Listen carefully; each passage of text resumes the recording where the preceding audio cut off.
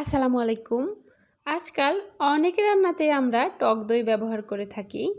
তবে হঠাৎ বাসায় কোনো রান্নার আয়োজন হলে আমরা অনেকে একটা সমস্যায় পড়ি। দেখা যায় যে টক দইটা ঘরে থাকে না, অথবা বাইরে থেকে কিনে আনাটা একটু ঝামেলার কাজ। আবার কোথাও হয়তো টক দই পাওয়া যায় না ঠিকমতো। তো তাদের জন্য আমি ঘরে থাকা অল্প কিছু উপকরণ দিয়ে টক দই তৈরি করে দেখাবো। তো এর জন্য প্রথমে একটি বলে নিয়ে নিচ্ছি মেজারমেন্ট কাপের 1 কাপ পরিমাণ ফুল ক্রিম মিল্ক পাউডার। এবার এর মধ্যে দিচ্ছি 1/2 কাপ পরিমাণ কুসুম গরম পানি।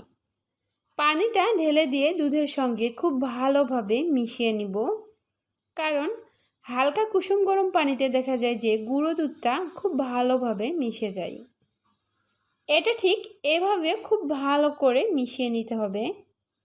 তো মেশানোর পর এখন কিন্তু দুধটা রুম টেম্পারেচারে চলে এসেছে।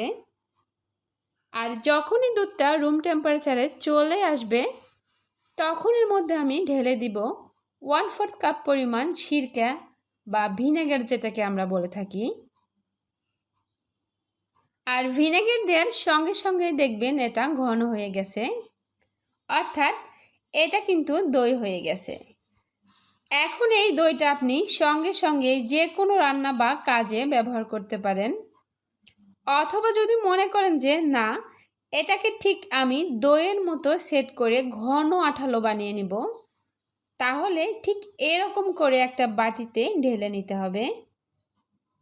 তো ঢেলে নেওয়ার পরে উপরের দিকটা এরকম একটু সমান করে নিচ্ছি। এটা এখন নর্মাল ফ্রিজে রেখে দেব প্রায় 15 মিনিটের মতো। তো ফিরে আসলাম প্রায় 15 মিনিট পর। ফ্রিজ থেকে টক দইটা বের করে নিয়েছি। এটা এখন একটু কেটে দেখাচ্ছি। দেখুন, এটা এখন সম্পূর্ণই সেট হয়ে গেছে। আর এই দইটা এখন আপনি যে কোনো রান্নার কাজে ব্যবহার করতে পারেন। তো আশা করছি ভিডিওটি আপনাদের কাছে ভালো লেগেছে আর সহজও লেগেছে, আর আপনাদের কাজেও আসবে। তো পরবর্তী ভিডিও দেখার আমন্ত্রণ জানিয়ে আজ এখানে বিদায় নিচ্ছি। আল্লাহ হাফেজ।